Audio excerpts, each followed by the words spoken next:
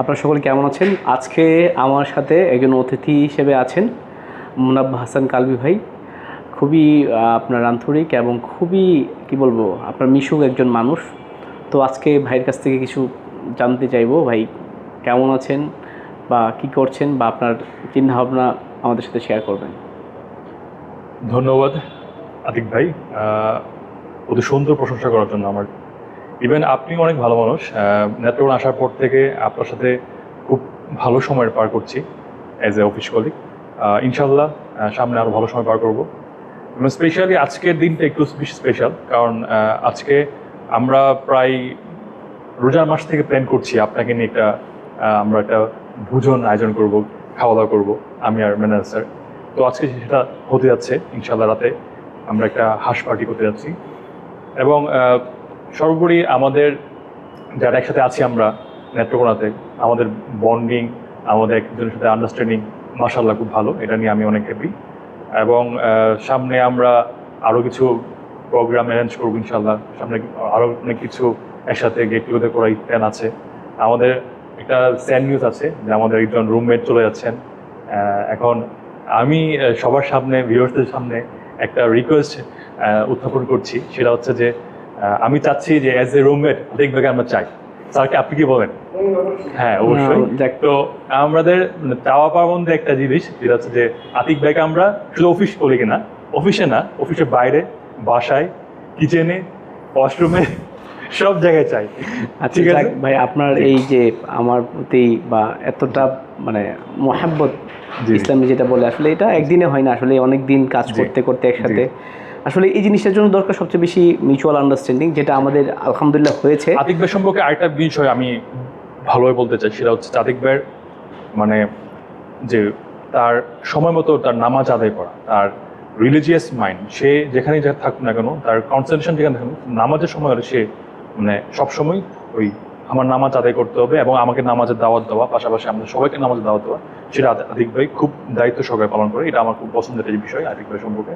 আরেকটা বিষয় হচ্ছে আতিক ভাই ছোটো বড় সবাইকে সালাম দেয়। এই জিনিসটা আমার পছন্দের বিষয়। এবং আমি as a colleague, as a ভাই হিসেবে আমি চেষ্টা করি আতিক ভাই যার কাছে দেখি পজিটিভ কিছু, আমি চেষ্টা করি আমি হিউম্যান বিং হিসেবে আমি এটা নেওয়ার জন্য চেষ্টা করি। আচ্ছা, আমি চেষ্টা করছি ইনশাল্লাহ আতিক ভাইয়ের কাছে। আচ্ছা, খুব সুন্দর। যাই হোক, নামাজ ব্যাপারটা হচ্ছে আপনাদেরকে আমি জানিয়ে রাখি, আমরা যে রমজানে যত নামাজ পড়েছি এটার 99%ই আমাদের ইমাম হিসেবে ছিলেন এই মুনাব্বা হাসান কালবি ভাই। ওনার তেলাওয়াত মাশাআল্লাহ অনেক সুন্দর। আসলেই আমাদের একটা দিন পর, একটা নির্দিষ্ট সময় পর আল্লাহর কাছে আমাদের ফেরত যেতে হবে, আমরা যেই পেশায় থাকি না কেন। এখন আমরা যে পেশায় ছিলাম না, আমরা যেখানেই ছিলাম কর্মস্থলে, প্রায় মানে আমরা 6টা বাজে এখন, মানে 5টায় আমাদের অফিস শেষ। এখন আসলে অফিসের পরে আমরা একসাথে অনেক দিন পর একসাথে হইলাম, মানে এই সময়টা থাকে না আমাদের, বেশিরভাগ ক্ষেত্রে ব্যস্ততা থাকে। তো এই জন্য একটু আমাদের নিজেদের মধ্যে কথাবার্তা বলা, কারণ হচ্ছে আমাদের অনেক কলিগ আছে আমাদের সাথে ছিলেন কিন্তু এখন নেই, ওনারা চলে গিয়েছেন। তো এই যে একটা কিছু মেমোরিজ ক্রিয়েট করায়, ওইটার একটা পার্ট হচ্ছে আজকের যে ভিডিওটা, যে মুনাব্বা হাসান কালবি ভাই, আমাদের শ্রদ্ধেয় ম্যানেজার স্যার, আরেকজন ব্র্যাক ব্যাংকের উনি হচ্ছে প্রিন্সিপাল অফিসার কায়েস ভাই। তো ওনাদের যে আন্তরিকতা, আসলে অনেকে সিনিয়রিটি থাকে বা মানুষের জুনিয়রদের প্রতি ওইভাবে একটা থাকে না, বাট আমি আমাদের ব্যাংকে বা আমাদের যে এই মানে কর্মপরিবেশে এটা পাইনি। তো কালবি ভাইয়ের মতো যে আন্তরিক মানুষ, ম্যানেজার স্যারদের মতো এই মানুষদের জন্য কিন্তু আমরা এই পরিবেশটা পেয়েছি এবং নিজেদেরকে আসলে অনেকে এক্সপ্লোর বা নিজেদেরকে তুলে ধরার সুযোগটা খুব কম প্রতিষ্ঠানে পাওয়া যায়, কিন্তু আমরা এখানে এটা পাচ্ছি। আমাদের নিজের যে প্রায়োরিটি বা এখানে অবশ্যই পাচ্ছি, আমাদের আপনার ফ্রিডম নিয়ে কাজ করার সুযোগ, এই জিনিসটা কোথাও হয় না ওইভাবে, কিন্তু এখানে করতে পারতেছি। তো আসলে সর্বোপরি আমাদের যে কর্মপরিবেশ বলি বা আমাদের যে একজনের প্রতি আরেকজনের আন্তরিকতা, যে আজকে যেমন হাঁস পার্টি, আমাদের এখানে কিন্তু সবাই বিবাহিত ব্যাচেলর। ভাই যদিও এখনও বিয়ে করেন, এবার বিবাহিত ব্যাচেলরের পরও আমাদের যে কাজ, মানে আমাদের রান্নাবান্নার প্রতি যে বাংলাদেশি কুইজিনের প্রতি যে আমাদের একটা ফ্যাসিনেশন, বা আমাদের যে কায়েস ভাই, ম্যানেজার স্যার, কালবি ভাই যে মানে একটা অন্যরকম একটা আপনার চিন্তাভাবনা নিয়ে রান্না করতে বসে, আসলে রান্নাটা কেমন হয় জানি না, কিন্তু আমার মানে খাবারের সেরা সুস্বাদু খাবার আমরা খাই। এই খাবারটা অনন্ত সুস্বাদু হওয়ার অন্যতম কারণ হচ্ছে আপনাদের যে মোহাব্বত, যে ইশক, বা তাদের যে মানে কি বলবো ডেডিকেশন। আমি একটা কথা করতে চাই মাঝখানে। আমি আসার পরে, আমার নেত্রকোনা আসার পরে আমার অন্যতম একটা ভোজন রসিক দিন দিয়েছিল, সেটা মদনে, আতিক ভাইয়ের শ্বশুরবাড়িতে, আতিক ভাইয়ের দাওয়াতে। এবং আমার সোফার এখন পর্যন্ত মদনে আমি মানে নেত্রকোনাতে যতগুলো দাওয়াত খেয়েছি, এজ এ বিয়ের দাওয়াত বা গেট টুগেদার বা যত দাওয়াত খেয়েছি, বাট মানে সোফার it is one of the best মানে দাওয়াত এবং আপ্যায়ন ছিল। মানে সব কিছু মিলে খাবারের সুস্বাদু, খাবারের যত্ন, মানে সব কিছু মিলে অনেক মানে বেস্ট ছিল। এটা আমার মনে থাকবে। এবং সবচেয়ে ভালো হচ্ছে ওদিন প্রথম দিনই আমি এটা প্রথম দিকে পেয়ে গেছি আর কি। তো এরপর আর পাই না এখন পর্যন্ত। যাই হোক, আতিক ভাইয়ের জন্য অনেক দোয়া রইলো।